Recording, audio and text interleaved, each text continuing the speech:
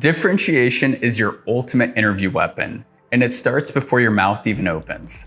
If you want to position yourself better than 99% of candidates, listen to what I'm about to say. Do not start the interview process before you are ready. When someone isn't able to sell their value in the interview process, it's because they didn't prepare. A preparation period, or a period to prepare before networking and applying, allows you to get your ducks in a row so you look phenomenal prior to meeting others and completely wowing people with your professional brand. Value isn't what you verbally communicate, it includes everything you sub-communicate when interacting with others. I want you to sub-communicate a magnetic, professional, differentiated presence before you jump on calls, because in most cases you will be judged by the people before your mouth opens, so might as well stack all the small details in your favor. What does that include, you ask? This includes a beautifully built resume, cover letter, and LinkedIn profile, so every time you send a message, connect with a professional, or someone looks you up online, you already have a magnetic base, and they'll know you are serious about taking your career to the next level. Bonus: a preparation period doesn't need to be long. It can be as little as 1 week if you're applying everything I say quickly. There is a huge ripple effect because once we get all of this done and in a working order, we can focus all of our energy into networking, researching without having to expend any energy on our documents or online profiles again. Similar to the Scrum method of software development, get everything done and in a working state so it can be evaluated, approved, and you can move on to the next task. That way, we are trading low-level, beginning problems for high-level problems that can be 100% focused on interview practice for each individual company, not trying to do everything all at once, a common mistake. After all, having 10 competing priorities at once actually means you have 0, so let's focus. Bonus, marketing trick: never become a commodity. When you become a commodity, example pair of socks, there will be more commodities built to compete with you, and it will be a price war to the bottom.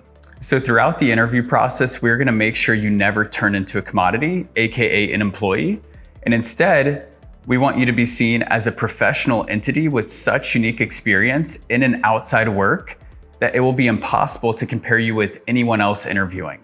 Thus, separating you from the pack and letting your differentiation be the reason they go with you versus everyone else who has positioned themselves as a commodity.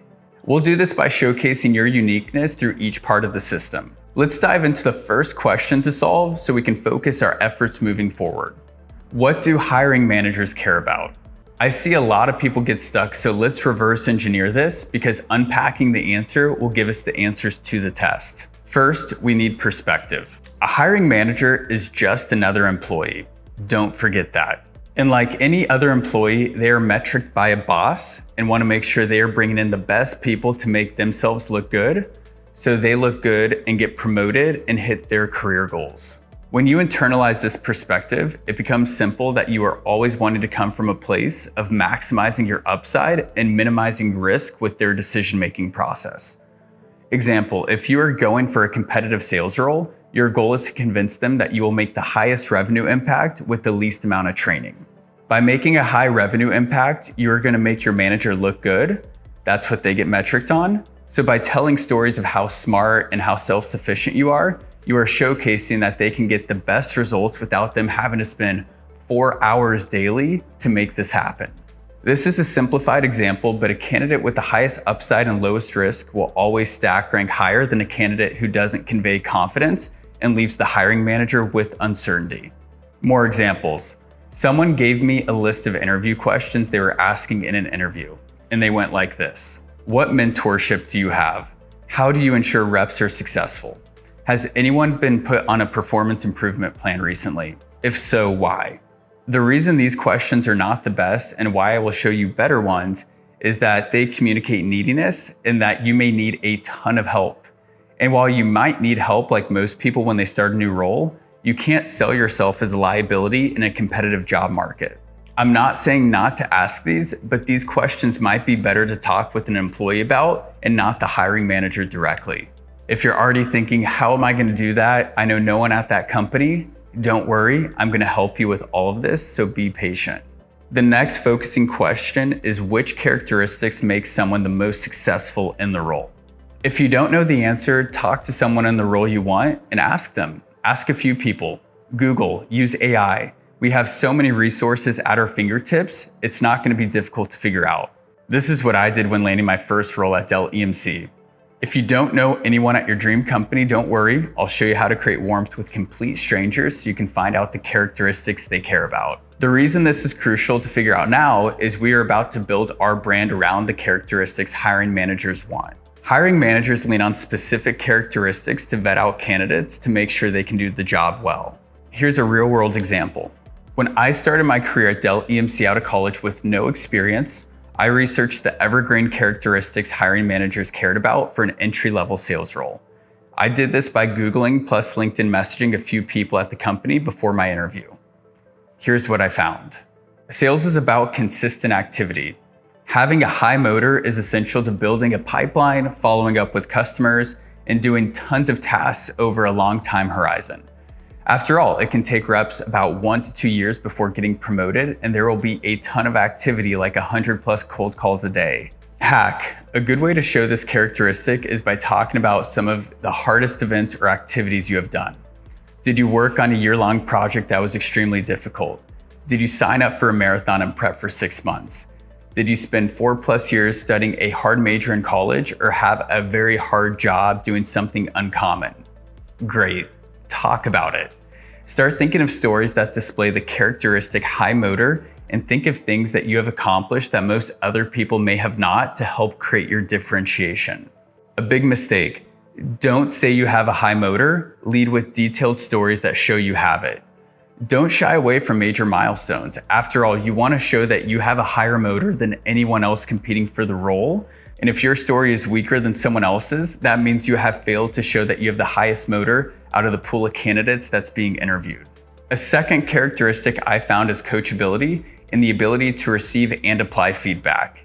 Emphasis on apply. A sales manager doesn't want to bring on a high ego know-it-all who isn't willing to apply feedback and learn. This is a big advantage for young candidates as they typically haven't established bad habits and can be receptive to learning the ropes from a manager and peers. I've never met a manager who likes someone with a high ego, so it's safe to say being coachable is an amazing characteristic in almost any role.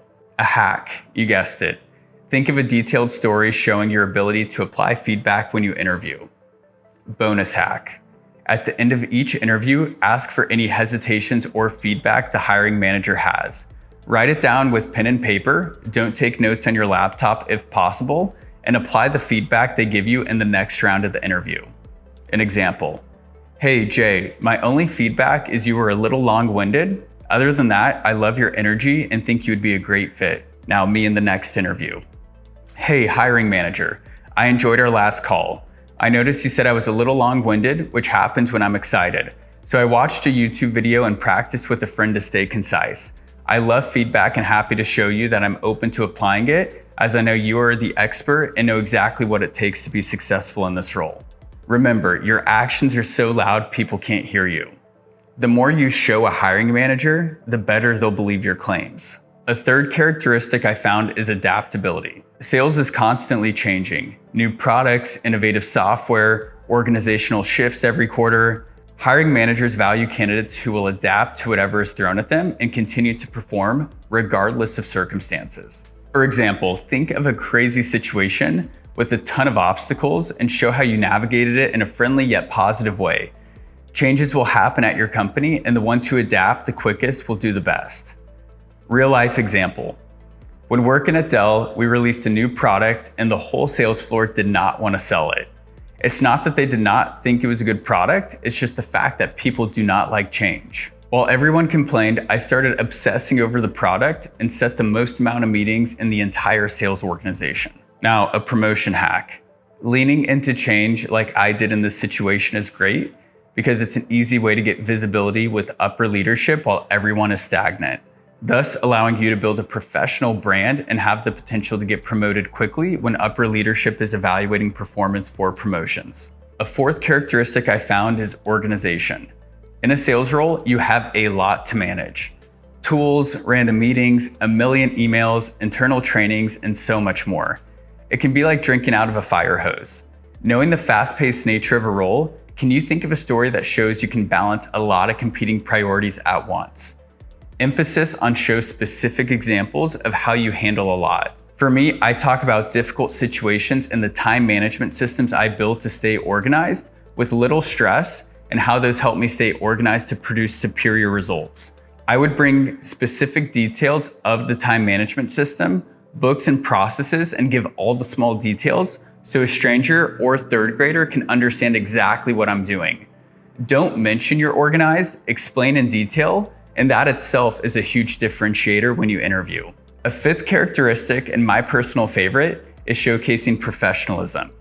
This is a sneaky one because no story will overcome the professionalism you display throughout the interview process, and that's why we are here. Your professionalism can be seen with how you correspond on email, how you prepare your resume, how your Zoom looks on a call, and so many other details that they will be evaluating. A professional brand is how you present yourself daily. Hiring managers want individuals who are professional and are confident you will be professional with internal colleagues and external clients. Bonus: if you are extremely high on a specific company, research the company's specific values and come up with specific examples that show you display those exact values. Every company has different cultures, and when you get into competitive interviews at AWS, Google, Dell, and many others, they are huge on making sure that your values align with the company culture. No matter what role you go for, reverse engineer the evergreen characteristics needed to be successful. Management role, research the top 5 characteristics needed to be successful in that role. Engineering role later in your career, network with others and research the top 5 characteristics needed for that role. Finance, network with others and research the top 5 characteristics to be successful. Having the characteristics to be successful in that role from that company or hiring manager's perspective will give you a competitive advantage to align your stories when we build your database to exemplify the characteristics they care about. The best marketers are able to use the exact words their target audience cares about. And the more you can relate, the better you will be able to articulate your value. Now that we understand every role has a specific set of values, let's position ourselves for success.